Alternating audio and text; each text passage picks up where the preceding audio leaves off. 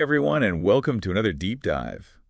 We're going to be tackling a really interesting paper today, all about how AI can actually bend reality.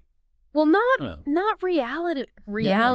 Not like we're going to like bend a spoon with our minds or anything. Right. But it bends the reality of learning, which is in a way even more exciting. I like that. Yeah. So we're talking about like bending the way that we as humans learn things and how we think about learning. Yeah, and this paper goes deep into the theoretical weeds, which is honestly why I love it so much. Nice.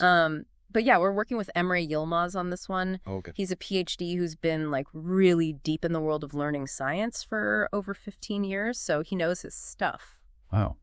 15 years, that's a long time. Yeah, that's longer than some social media platforms have even existed. That's true. I feel old now. Right. So, okay, 15 years in the learning science mines. What treasure has he dug up for us today? Well, he basically lays out this whole metaphor of a learning space. And I know what you're thinking. Like, that sounds kind of out there. It does sound a little like out there. It's a little like head in the clouds, but stick with us on this one. Okay. Because it gets really fascinating really fast. All right, I'm trusting you. Okay, so picture this. It's like a map, right? Like, you've got point A, which is you right now. Okay. You know, maybe you know a little something about a topic. Maybe you know absolutely nothing about it. No judgment. We've all been at point A at some point. Exactly. And then you've got point B, which is you confidently, like, explaining, I don't know, quantum physics to your friends at a party. Okay. Or, you know, baking the perfect sourdough loaf from scratch. Or, you know, writing a perfect TTS script. There you go. First try. Exactly. And the journey between those 2 points, all the like twists and turns and detours you might take along the way, that's the learning process. Okay, so I'm picturing this map in my head right now. Yeah. But where does the AI come in and like actually bend this learning space? Because we said bending reality. So yeah, is it literally like folding the map in half so the points are closer together? Okay, so it's even a little bit wilder than that. Okay. So Emre breaks down this like learning journey into 4 key elements. I love a good breakdown. Right. So first up, we've got time. Makes sense. Yeah, like how long does it actually take to learn this thing? Time is always a factor, especially when you're like me and you're trying to cram for something. Oh, tell me about it. Last minute, yeah, or for a podcast recording. Hypothetically, of course. Hypothetically. But then there's also the route. Okay. Which is basically like your curriculum, right? Like what are the actual steps involved in learning this thing? Okay, so time is like how long the journey takes, and the route is, are we taking the scenic route or are we going straight there on the highway? Exactly. And you can't forget about the vehicle. Oh, right. Of course, we need a car. Yeah. So this is like your learning materials, right? Are we talking textbooks? Are we talking videos? Are we talking about those virtual reality simulations that everyone's going crazy about these days? Oh, or how about an award-winning podcast? There you go. So you're already thinking about this in the right way. I like to think so. Good. But, okay, so we've got our time, we've got our route, we've got our vehicle. What is the 4th element? Because you said there were 4. This is where it gets good. Okay. This is the juicy stuff. All right, hit me with it. Emre says that the most important element is actually the one that's most often overlooked, and that is energy. Okay, I was not expecting that. Are we talking like light some incense and meditate on the power of knowledge? I mean, you can if you want. Okay. But in this case, he's talking about the resources that are poured into making this learning happen. So the teachers, the technology. Exactly. The time, even just like our own motivation, like that spark of curiosity. You got it, because those were all resources too. It's true. Like your time, your attention. Okay, so it's like fuel for our learning vehicles. Exactly. But I'm guessing that this energy is often in short supply. You would be correct, because we all know that like personalized learning is way more effective, right?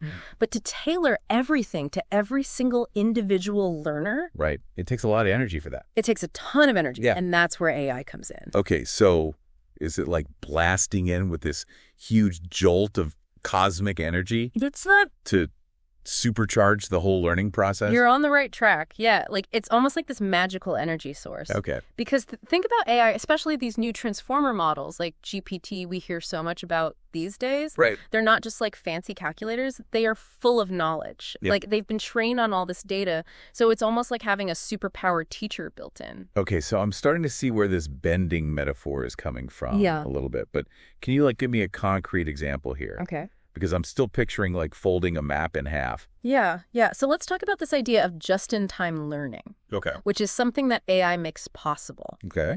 So imagine you need to like understand blockchain technology. Okay. For a presentation tomorrow, you don't have time to go take a whole course on it, right? No, absolutely not. So what could you do? Well, with AI, you could get hyper-specific information precisely when you need it.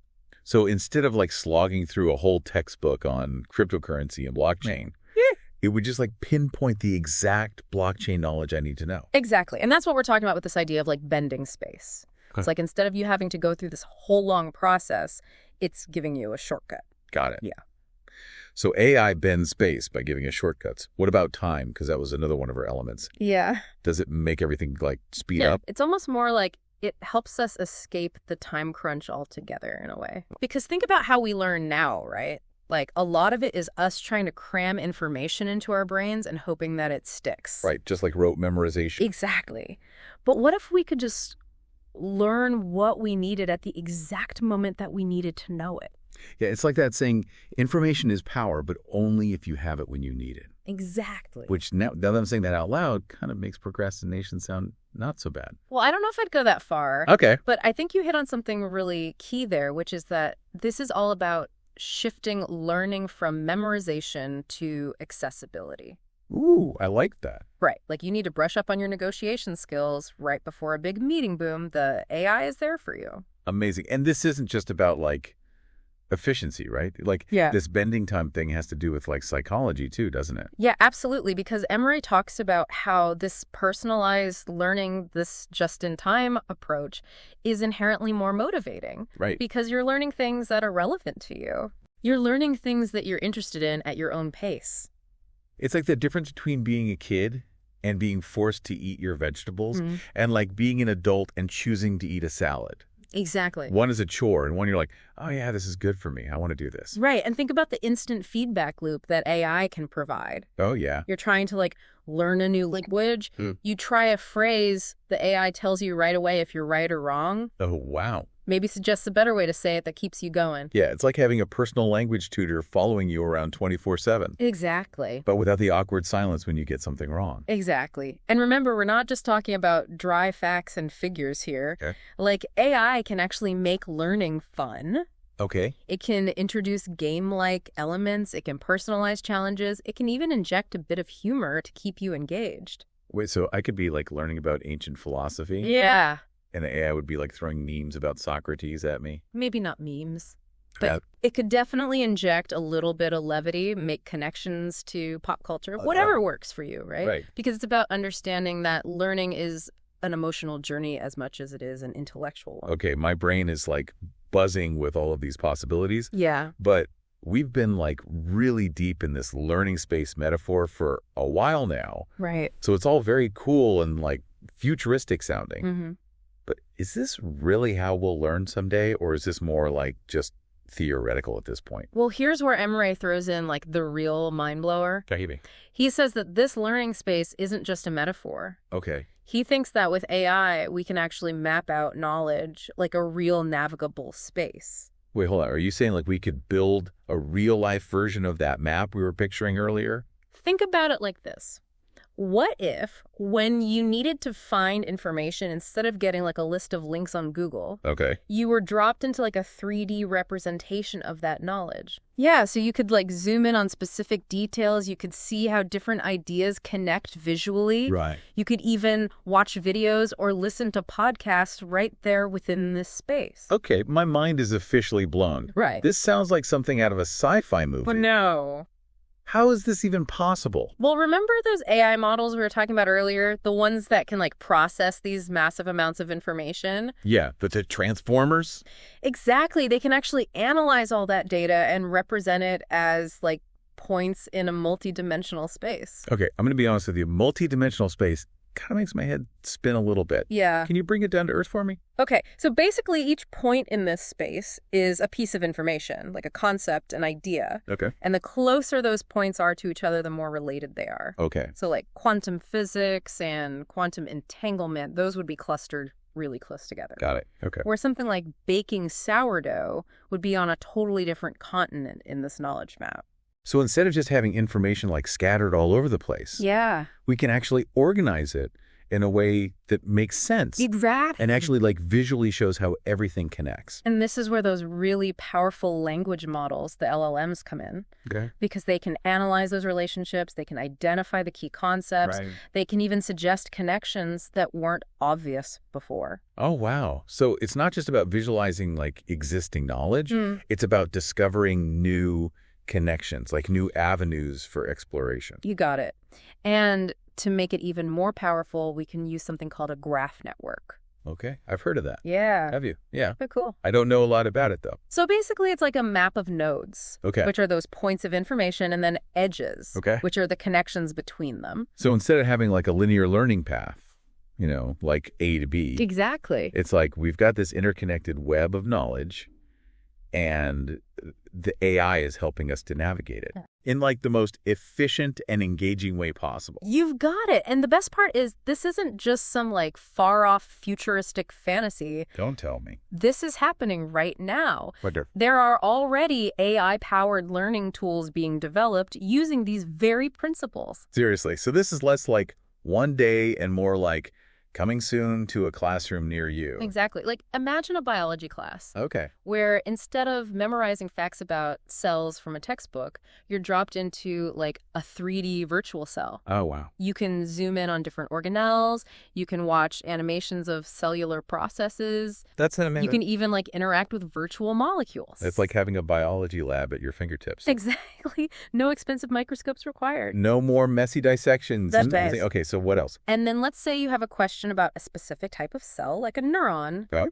The AI can like instantly transport you to the relevant section of the learning space. Wow. Pull up videos, articles, interactive simulations, whatever you need. So it's like having access to all the world's knowledge of biology. Yes. But it's organized in a way that is instantly accessible and engaging. Exactly. That's incredible. It's about moving beyond the limitations of traditional education and creating these personalized, effective, and dare I say, fun learning experiences for everyone. That's amazing because I think a lot of people, when they think back to school, they don't necessarily think fun. No. They think like, I have to memorize this textbook. Right, exactly. And this is like turning it on its head. Yeah, it's like the opposite of that. Yeah. And so I think, as we're wrapping up this mind-bending deep dive, Yes. if there's one thing I want listeners to take away, it's that the future of learning is here. It's here. It is more personalized, it is more engaging, Yes. and it is way more mind-blowing than we probably could have ever imagined. Absolutely. And you know what? Maybe I need to update my vision board now